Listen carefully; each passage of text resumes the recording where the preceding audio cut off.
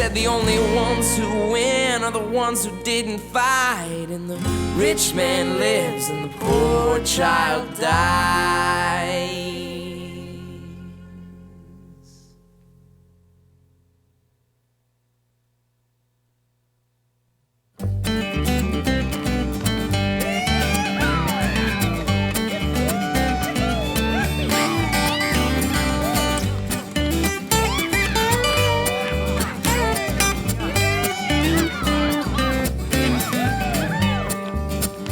There's a place not far from here, just a ways up in the hills, where the folks, they still live that old time way, where mama cleans the kitchen and daddy cleans the deer, and music is the game all the children learn to play. It's been the same way for years, but it ain't been the same since the men in the suits came up and claimed that they found coal. They said folks you'll have to move, but the folks they just said no. Said this land is here for all of us, and you can't take the coal. And keep the tops on the mountaintops, the free and the free people, love in the love of the land. We like the silence in the morning, sky the eagle soars in. If we cut down all these trees, then he's got nowhere to land.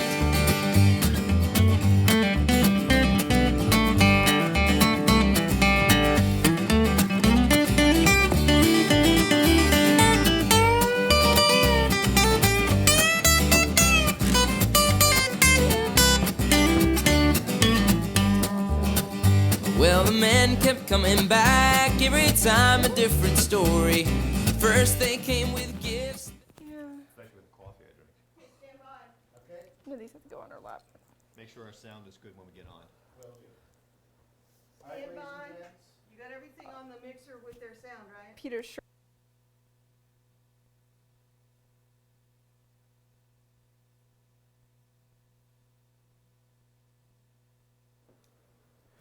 Good afternoon, folks. This is LCM TV News at noon. We're not your normal news. I'm Pete Schiffman. I am Megan Berger. And we have a late breaking story today. The New York Stock Exchange has ceased trading for the day due to technical problems. At the same time, United Airlines lost their control system on their flight patterns, and they also had to shut down their flights for a moment. In addition to that, the Chinese government has suspended their trading on their stock exchange. Again, all three have stated that they're due to technical difficulties. As we receive more news, we'll provide you an update either through the news this afternoon or on our Lakeville Magazine website. So there are some problems there, and it's kind of interesting that the Chinese Stock Exchange and the New York Stock Exchange went down at the same time. So again, we'll provide you additional information as we receive it. So on to national news. We've had 2 people were killed when their small civilian aircraft collided in midair with an F-16 fighter jet on Tuesday near Charleston, South Carolina. Authorities said late Tuesday afternoon that they were still searching for the remains of the 2 occupants of the smaller plane, a Cessna C-150. They said they had no reason to believe that the civilians were alive, and they did not identify them at this time. The Air Force pilot of the F-16, Major Aaron Johnson of the 55th Fighter Squadron, safely, ejected from the aircraft.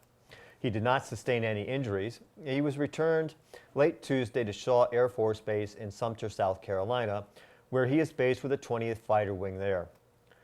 Colonel Joss described Major Johnson as a highly experienced pilot who had probably accumulated around 1,500 hours of flying time. The collision occurred at about 11 a.m. near the Lewisfield Plantation in Berkeley County, which is based in South Carolina. Major Johnson had been flying an instrument training mission. The Cessna had taken off a few minutes earlier from Berkeley County Airport. The private plane was believed to have been en route to Myrtle Beach, South Carolina. Officials said debris was spread over an expansive area, most of which was marshland. No one on the ground was injured by falling plane pieces. An investigator from the NTSB was expected to arrive last night. 1 person has died and at least 4 others have been injured after a portion of an ice cave collapsed in Washington State Tuesday evening. Officials said that 4 people have been transported to area hospitals after part of an ice cave collapsed in the northern Cascades. More than 100 first responders rushed to the scene at the Big Four ice caves in the Mount Baker Snoqualmie National Forest after a caller reported the collapse shortly after 5:30 p.m. local time. At least 3 victims were admitted to Harborview Medical Center in Seattle. The victims' injuries ranged from head lacerations to leg fractures and shoulder pain. The sheriff's office released a statement in May advising people to stay out of the ice caves. On an update to that news, the search and rescue people actually had to use dynamite to control and open up the ice cave that collapsed, and they did find one female body that was deceased. And we'll bring you more news on that as we receive it. Subway restaurants announced Tuesday they're suspending their relationship with spokesman Jared Fogle after state and federal authorities descended on his home, just 2 months after the former director of his charitable foundation was arrested on child pornography charges. According to a statement released by the company, both sides agreed that suspending the relationship was the most appropriate step to take, adding that Fogle continues to cooperate with authorities and expects no actions forthcoming. The company had removed references to Fogle from its website by late afternoon Tuesday. Fogle, who's 37, who became the sandwich chain spokesman in 2000 after losing weight as a freshman at Indiana University by eating an all-Subway diet, lives in the Indianapolis suburb of Zionsville. Authorities did not say if Tuesday's search warrants were connected to the arrest of his former associate. Investigators from the FBI, state police, and postal service arrived early Tuesday morning at Fogle's home. The newspaper reported that electronics were taken from Fogle's home and analyzed. Fogle, who could not be reached for comment, was home during the event and was seen entering and leaving an evidence truck. An FBI spokesman confirmed that the agency was conducting a criminal investigation, but declined further comment. Fogle's attorney, Ronald Elberger, said his client has not been charged with any crime or offense and is not aware of what authorities were seeking. Bill Cosby testified in 2005 that he got Quaaludes with the intent of giving them to young women he wanted to have sex with, and he admitted giving the sedative to at least one woman and, quote, other people, according to documents obtained Monday by the Associated Press. The Associated Press had gone to court to compel the release of the documents. Cosby's lawyers had objected on grounds that it would embarrass their client. The 77-year-old comedian was testifying under oath in a lawsuit filed by a former Temple University employee. He testified that he gave her 3 half pills of Benadryl. Cosby settled the sexual abuse lawsuit for an undisclosed amount in 2006. Cosby has been accused by almost 50 women of sexual misconduct, including allegations by many that he drugged and raped them in incidents dating back more than 4 decades. Cosby, 77, has never been criminally charged, and most of the accusations are barred by statutes of limitations. Cosby resigned in December from the Board of Trustees at Temple, where he was the popular face of the Philadelphia school in advertisements, fundraising campaigns, and commencement speeches. Frustrated European leaders gave Greece until Sunday to reach an agreement to save its collapsing economy from catastrophe after an emergency summit meeting on Tuesday ended without the Athens government offering a substantial new proposal to resolve its debt crisis. Donald Tusk, the president of the European Council, said, "The situation is really critical, and unfortunately, we can't exclude the black scenarios of no agreement," warning that the scenarios include the bankruptcy of Greece and the insolvency of its banking system, and great pain for the Greek people. Also looming ever larger was the prospect of Greece leaving the European Currency Union. On Sunday in Brussels, all 28 European Union leaders will gather at yet another emergency summit meeting for what might well be the last chance to resolve a crisis that began more than 5 years ago. Deadlines have repeatedly slipped in the past, but the emergency gathering on Sunday might really be a crunch point. This could be the last meeting about Greece. A former DEA agent pleaded guilty today to extortion, money laundering, and obstruction of justice, which he committed while working as an undercover agent investigating Silk Road, an online marketplace used to facilitate the purchase and sale of illegal drugs and other contraband. According to the FBI and other justice officials, while investigating Silk Road, former DEA agent Carl Force crossed the line from enforcing the law to breaking it. Seduced by the perceived anonymity of the anonymity of the virtual currency in the dark web, Force used invented online personas and encrypted messaging to fraudulently obtain Bitcoin worth hundreds of thousands of dollars from the government and investigative targets alike. This guilty plea should send a strong message. Neither the supposed anonymity of the dark web, nor the use of virtual currency, nor the misuse of a law enforcement badge will serve as a shield from the breach of the law. Force has admitted to using his position of authority to weave a complex veil of deception for personal profit, said U.S. Attorney Haig, putting at risk other other important investigations and betraying the trust placed in him by his law enforcement partners and the public. Through following the money in the Silk Road investigation, it became clear that Force was engaged in wire fraud, money laundering, and other related offenses. He used his position in the investigation to bring himself significant personal financial gain. This investigation sends a clear message. No person, especially those entrusted with the public's trust, such as federal law enforcement, is above the law, and the IRS's criminal investigations will use their financial investigative skills to track you down. Carl M. Force, 46, of Baltimore, Maryland, pleaded guilty before a U.S. district judge, charging him with money laundering, obstruction of justice, and extortion under color of official right. Force was a special agent in the DEA for 15 years. Force also admitted to entering into a $240,000 contract with 20th Century Fox Film Studios related to a film concerning the government's investigation into the Silk Road. Force admitted that he did not secure the necessary approvals from the DEA to do so.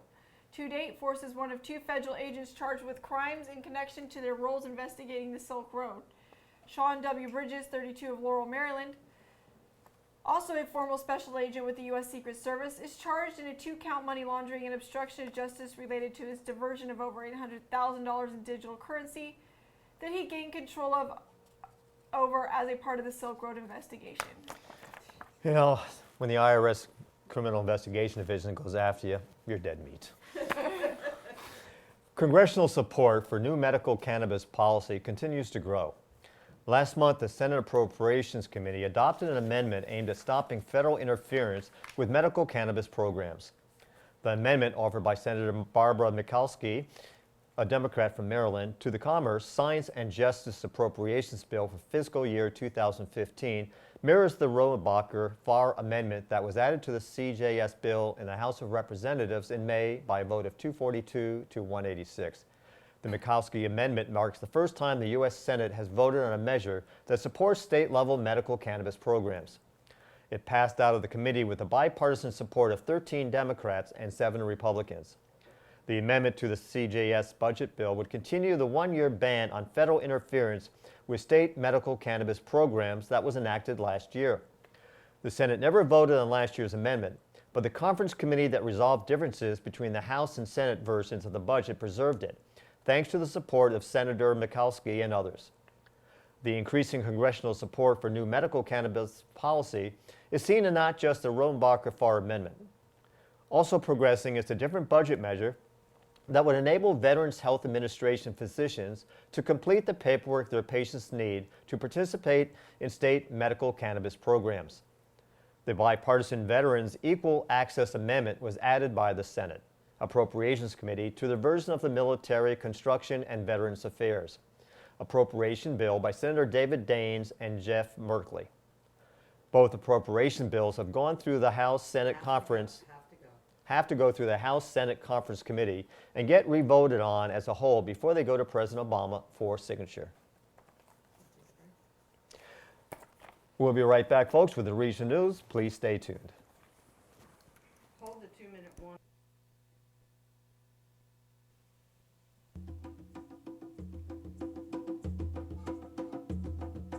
SSS Multimedia is sending you smoke signals, providing their clients with the ultimate communication and multimedia marketing, distribution, production, and web-based services.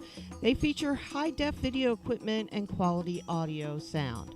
SSS is your multimedia source, from graphics for business cards to television production, radio, live sound, and everything in between. SSS is sending you smoke signals. Get your message out with SSS Multimedia. For more information, call 707-701-6416 or email info@sssmultimedia.com.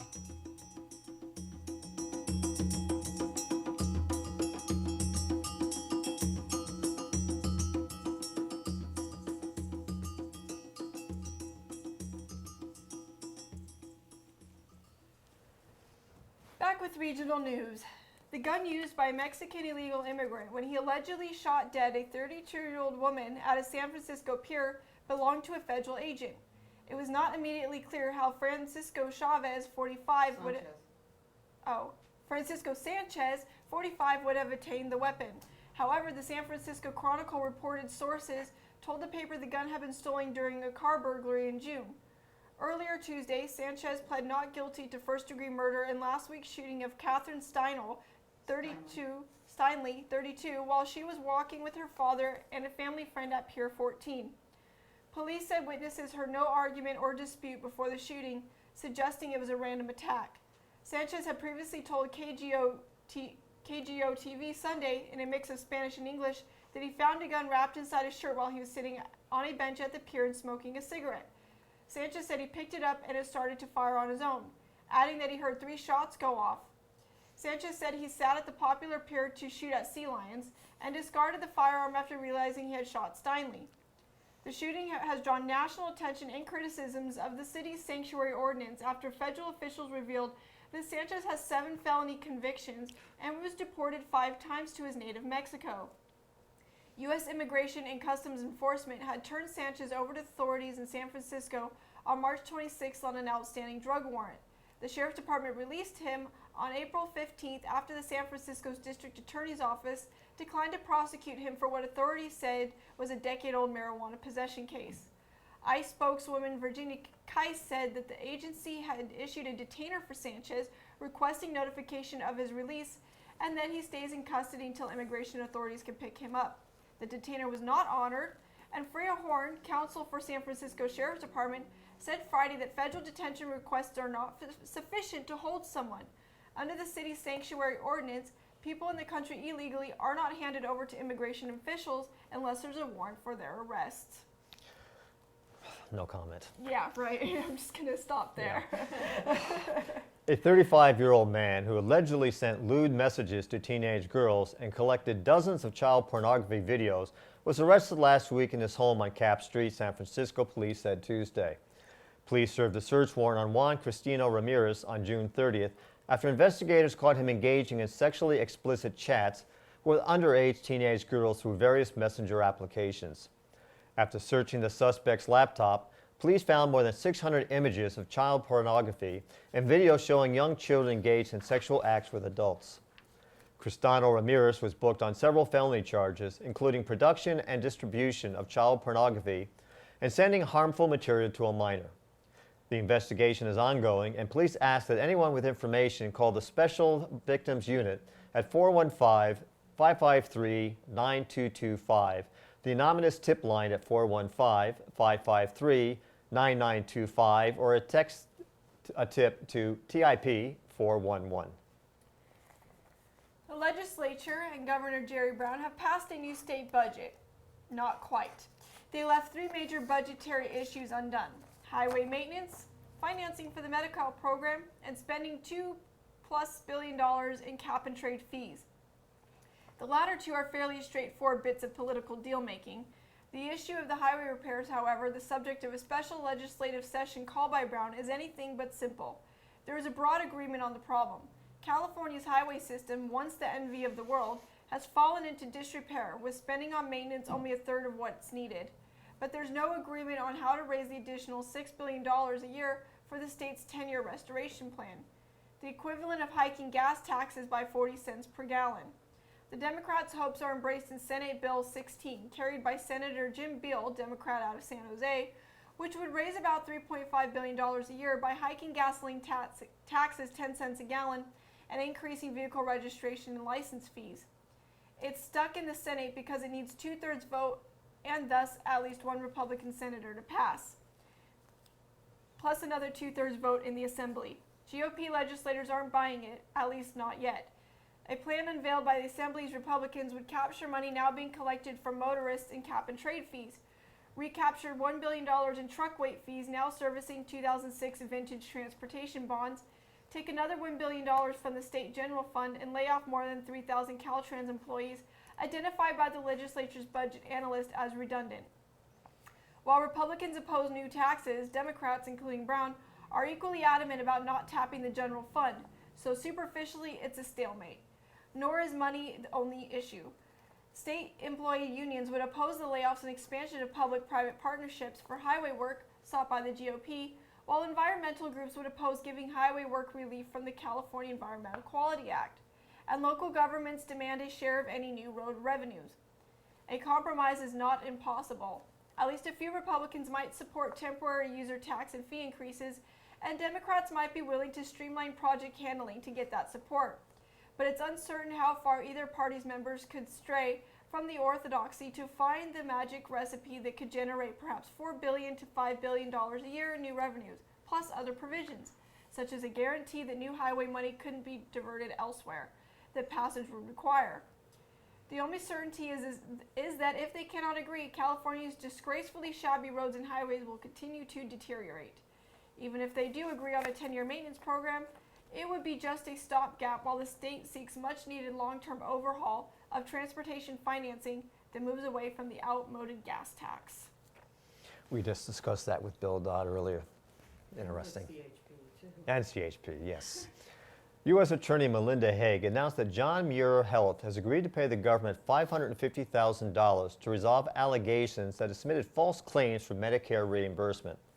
The settlement, unsealed by the U.S. District Judge Samuel Conte, resolves a whistleblower lawsuit filed in the U.S. District Court for the Northern District of California. The investigation revealed that between January 1, 2009 and December 31, 2013, physicians who were contracted with John Muir Health to deliver radiation therapy failed to adequately supervise that treatment. The proper supervision of radiation therapy is a condition of payment for Medicare. A former employee of John Muir Health filed the case pursuant to the provisions of the False Claims Act. Under those provisions, private citizens known as relators may file lawsuits on behalf of the United States and receive a portion of settlement or judgment. In this case, the relator will receive $110,000 as her share of the government's recovery. I think that's known as a whistleblower. I was gonna say, she was okay with it until she didn't work there anymore. That's right. All right.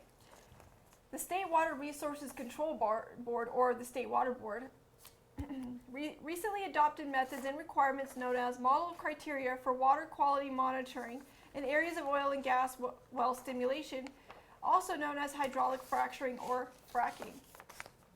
These new requirements will improve transparency and reporting about the condition of groundwater near well stimulation operations, providing publicly accessible information for the first time. Under Senate Bill 4, signed by Governor Brown in 2013, the State Water Board was required to develop model criteria for groundwater monitoring in areas of well stimulation. The model criteria sets the standards for groundwater monitoring plans that oil and gas operators must submit for approval by the State Water Board prior to well stimulation activities. The information collected as a result of these plans allow the state and regional water boards to assess the potential effects of these activities on groundwater. Additionally, the State Water Board will conduct groundwater monitoring on a regional basis using the model criteria. The model criteria document outlines requirements for monitoring and sampling methods, chemicals to analyze, frequency of sampling, and areas to monitor.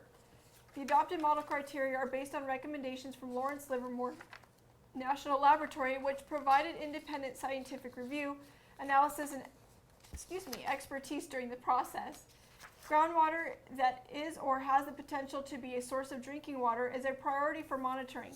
However, the monitoring will also consider all beneficial uses of water, including agriculture, especially in the light of California's increasing reliance on groundwater due to the prolonged drought and climate change. In local news, folks, a 15-year-old Faith Elizabeth Ross was last seen on the 26th of June by her stepdad at 12:30 a.m. in her Hidden Valley Lake home. When her mom and stepdad woke up at 6:30 a.m., she was gone, and there was a note left behind with typical teenage complaints about not being understood and not listening to her and some personal comments. She said she would be in touch through Grandma Dawn, a neighbor. She promised to call at some point to let them know how she is okay. She hadn't called. She had not accessed her Facebook page, which is unusual for her. She told Dawn that she was going to a grow house down a dirt road in Clear Lake. However, she has been seen in the Oaks at the Red and White with several other girls and could be working as a trimmer. If you have any information on the whereabouts of Faith, please call her mom at 809-7081. She is very worried and needs her to come home. And we have breaking news. On July 2nd, at approximately 3:40 p.m., Clear Lake police were dispatched to the 15,000 block of 35th Avenue on a report of shots fired. Officers arriving on scene located an individual who had suffered unknown injuries. The victim was treated at the scene by medical personnel and transported to St. Helena Hospital, where he passed away. The victim was subsequently identified as 40-year-old Clear Lake resident Stephen or T-Bone Galvin.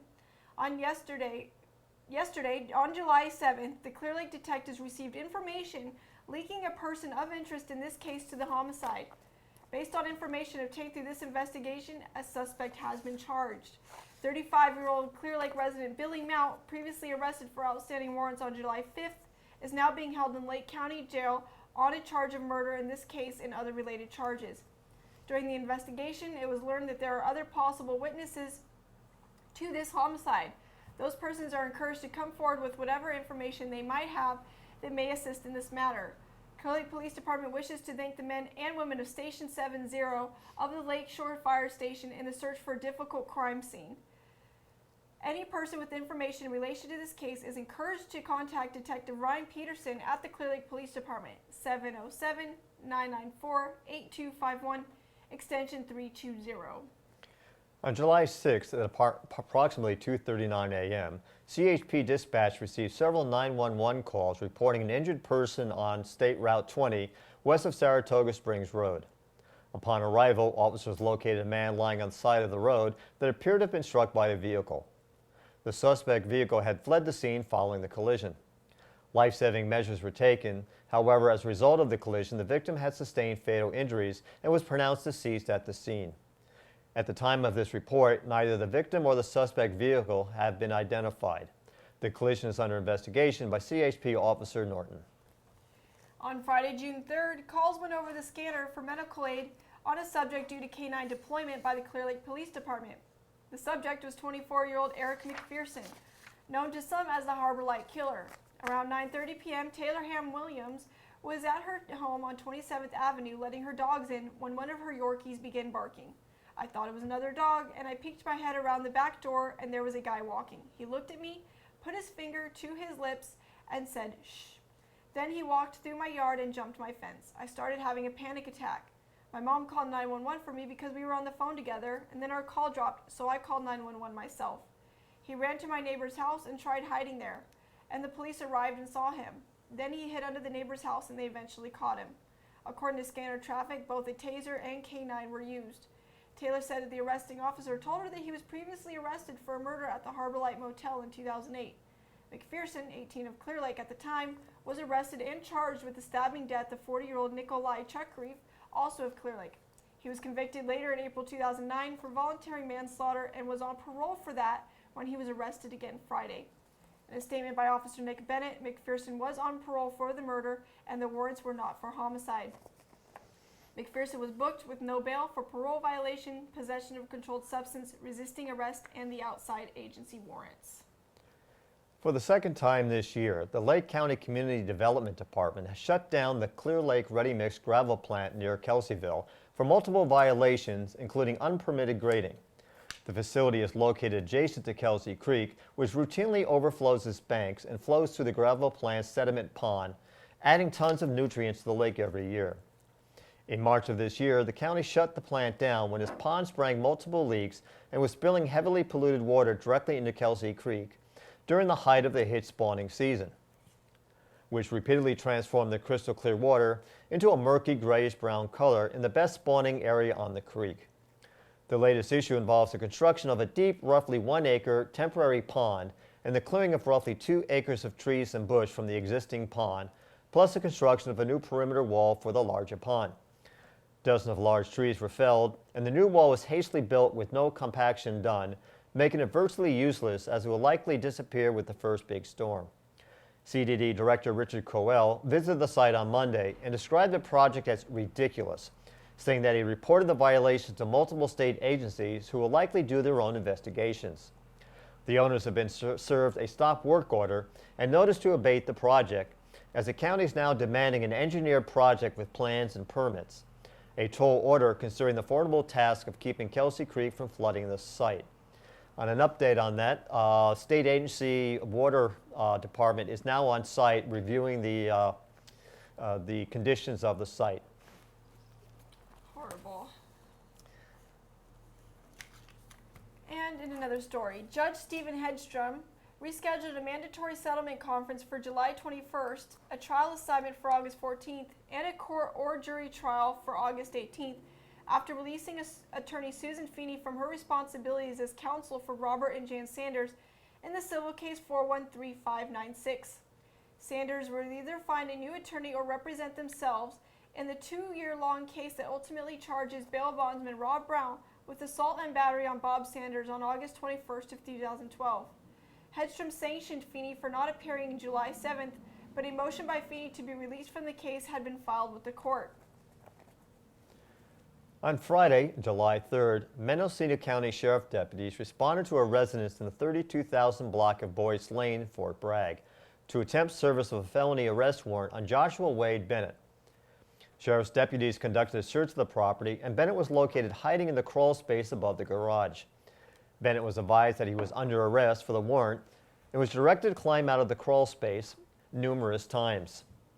Bennett refused to comply, initially stating that he was armed and dangerous, and challenged deputies to enter the crawl space to attempt to take him into custody. Additionally, Bennett said he was in possession of an MK-79 pyrotechnic launcher and made threats to burn down the residence. Due to Bennett's threats of violence and arson, medical and fire personnel were staged in the area.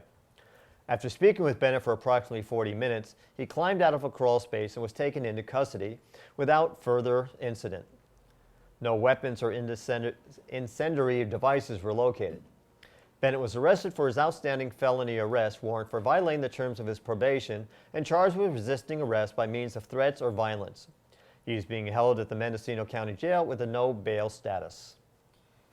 On July 4th at about 3:25 p.m., Mendocino County Sheriff's deputies and a California Highway Patrol were summoned to the area of mile marker 8 on Highway 253 regarding a report of a suspect who had stolen a motorcycle, which had crashed and ignited a fire that resulted in approximately 24 acres of vegetation fire. Upon arrival, Mendocino County Sheriff deputies, with the assistance of the CHP, learned a 38-year-old male was following a suspect who was riding his unreported stolen motorcycle. The suspect, later identified as 35-year-old Marcelino Anguiano of Ukiah, had crashed the victim's motorcycle into a hillside along Highway 253 at about mile marker 8.47 in Boonville and ran off into the woods. The collision caused the motorcycle to catch fire, igniting the adjacent hillside. Excuse me, I have hiccups today. The fire consumed approximately 24 acres of privately owned steep wooded property before Anderson Valley Fire and CAL FIRE were able to extinguish the fire by using over 50 personnel alongside with the helicopter and CAL FIRE tanker airplane. The cost to fight the fire estimated by CAL FIRE to be in excess of $58,000. Prior to law enforcement officers arriving on scene, Anguiano had abandoned the motorcycle and fled into the wooded terrain. A search of the area was conducted by Mendocino County Sheriff deputies and also Highway Patrol. Later in the evening at about 8:43 p.m., Mendocino County Sheriff's deputies received a call of a male subject who had trespassed onto the property of a ranch adjacent to the motorcycle crash site. Deputies responded to the area and contacted suspect Anguiano, who had provided deputies with a false name. He was determined to be under the influence of a controlled substance and had an outstanding Mendocino County felony warrant for his arrest. Anguiano was arrested for the listed charges and transported and incarcerated at the Mendocino County Jail, where he is to be held in lieu of $80,000. Caltrans has started the summer construction phase of State Route 29 Troutdale Creek Bridge Replacement Project in northwest Napa County between Calistoga and Middletown. Crews have now configured traffic for this summer's work and are now constructing abutments and retaining walls for the new bridge. All work is weather permitting.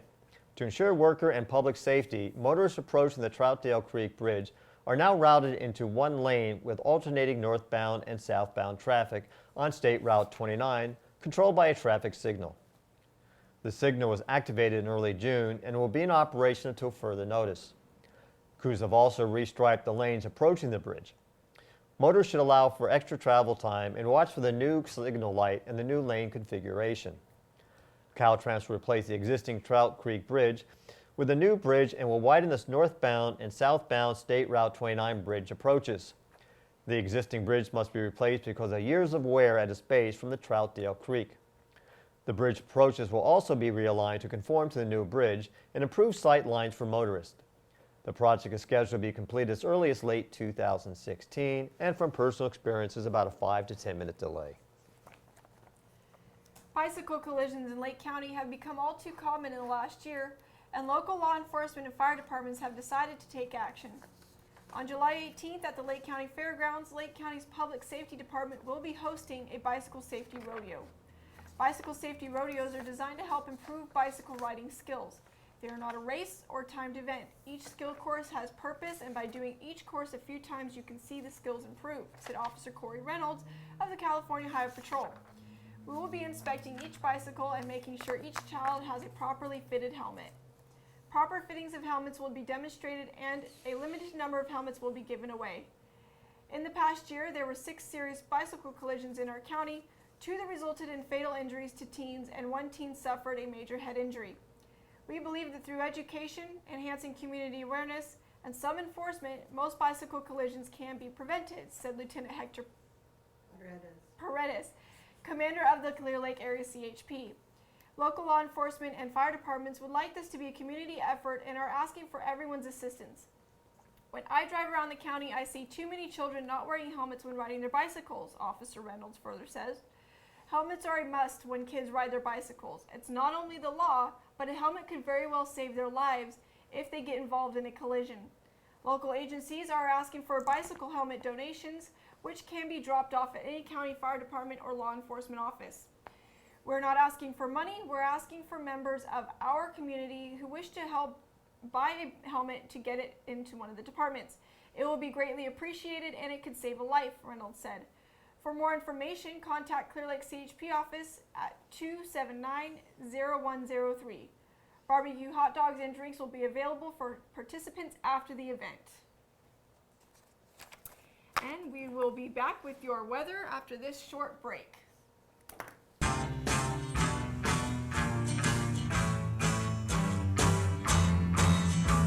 The taxman's taken all my dough and left me in my stately home, blazing on a sunny afternoon. And I can't sail my yacht, he's taken everything I got. All I've got's this sunny afternoon. Manticorp Tax and Accounting can help you minimize taxation, establish a corporate presence, and save you money.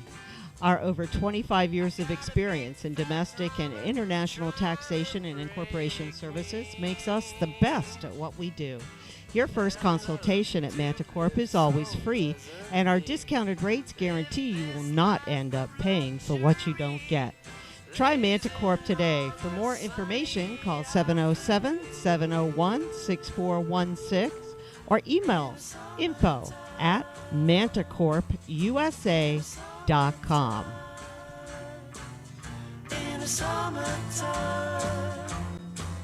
And we're back with your weather. Today we will have sunshine and some clouds with a high of 86 and a 20% chance of rain through Thursday. Winds will be from the south at 10 to 15 miles per hour, and tonight will be partly cloudy in the evening with more clouds for later at night and a low near 60. Winds will be out of the southwest at 10 to 15 miles per hour. Tomorrow will be mostly cloudy with a cooler than normal high of 77. Winds will be from the south-southwest at 10 to 15. Tomorrow night will bring mostly cloudy skies with some possible drizzles and a low of 57. Winds will stay from the south-southwest at 10 to 15 miles per hour. When we join you on Friday, there will be sunshine mixed with clouds and a high of 79.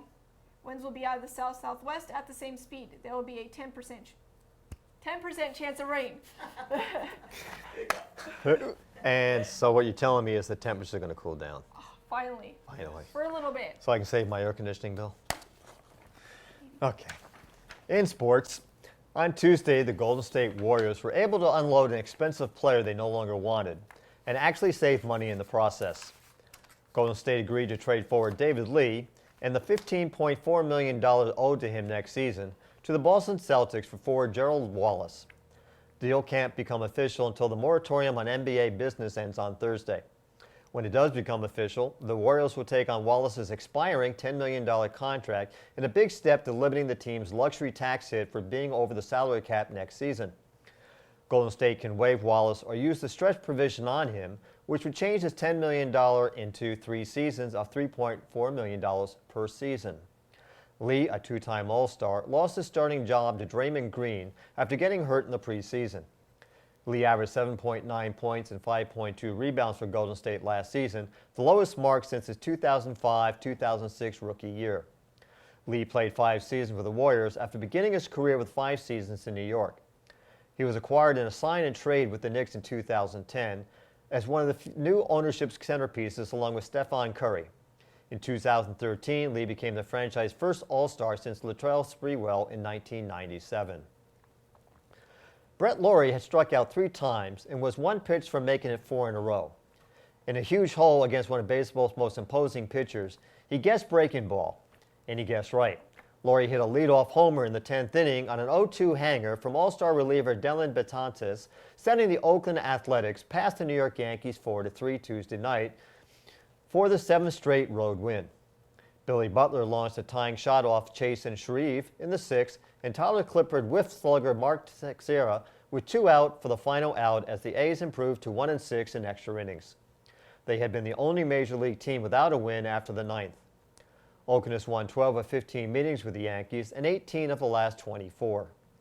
Sonny Gray threw 7 gritty innings for the A's in his return from an illness that sent him to the hospital and forced him to skip a start. One day after he was selected to his first All-Star team, the right-hander gave up 2 runs in his first, but settled in after that. He allowed 3 runs and 6 hits overall, lasting 110 pitches during his first career start at Yankee Stadium. Oakland improved to 7-21 in 1-run games, and are on their longest road winning streak since taking 12 straight in 2012. Last night, the San Francisco Giants stopped their losing streak by shutting out the New York Mets by a score of 3-0. Matt Cain, in his second start since returning from his injury, threw 6 innings of shutout ball while only giving up 2 hits while striking out 7. 4 relievers followed him, giving up only 2 more hits while preserving the shutout. The Giants scored 2 runs in the 3rd and 1 in the 5th behind the hitting of Gregor Blanco and Joe Panik. San Francisco is now 4 games behind the first-place Dodgers and only 1 game ahead of the Arizona Diamondbacks. Go Diamondbacks. The Giants play the Mets again this evening with a start time of 6:45 p.m. They boost their teams from the sidelines and promote them by appearing in calendars at fan events. But some sports cheerleaders say they are still not considered team employees and are paid what amounts to less than minimum wage. California legislation, believed to be the first of its kind in the nation, is set to change that.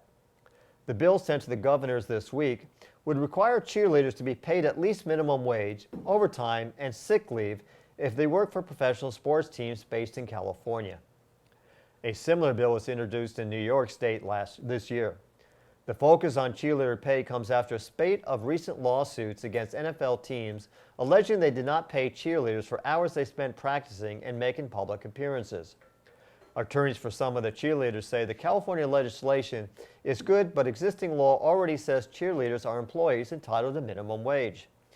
Raider cheerleaders were paid $125 per home game or $1,250 per season in a contract that includes hours of unpaid rehearsals and charity and commercial appearances. That translated to less than $5 an hour. A $1.25 million settlement was reached last year on behalf of dozens of Raiderettes who worked for the team from 2010 to 2013. Raul Schiller, a professor of labor and employment law at the University of California Hastings College of Law in San Francisco, says certain factors qualify a worker as an independent contractor, including who has control over the work performed and who covers disability insurance. Under that measure, it's kind of hard to see cheerleaders as independent contractors, he said, and that sports teams control such things as uniforms, dance steps, and where they perform. The NFL declined to comment on California's legislation. NFL teams are advised to follow state and federal employment laws, and team cheerleaders are not employed by the league. The Buffalo Bills cheerleaders are also suing the NFL because it approved an agreement that classified them as independent contractors who would not be paid. NFL makes millions of dollars, It's a shame. and they're going to pay somebody so little. It's a shame. It's a volunteer position, not. In our last word, this is our last word. If you say so. The final word. I have the final word. Typical As female. every good woman should. During a recent performance of Broadway's Hand to God, just before the start of the Tony-nominated play, the unidentified man crawled onto the stage toward an outlet on the set of the comedy about a Christian puppet ministry. But the joke was actually on the man because the outlet was just a non-functioning prop. Sources who were present at the performance said that the front of the house staff quickly responded to the intruder, retrieving the phone and only delaying the performance by 5 minutes. It remains unclear whether the brazen theater goer was truly unaware of the consequences of his actions or perhaps was acting on a dare. Upon receiving his phone back, he asked the usher, "Well, where can I charge it?" While no official confirmation of the incident has been made, cast member Mark Kadish, who portrays Pastor Greg in the show, took to Twitter on July 3rd to share, "Dear general audience, an electrical socket that's part of the set of the play is not for you to charge your phone. Just an FYI." That's humorous, I'm sorry. Silly boy. And that's the news for today. We will be back on Friday at 12 o'clock, news at noon. In the meantime, have a great day, and we'll join you soon.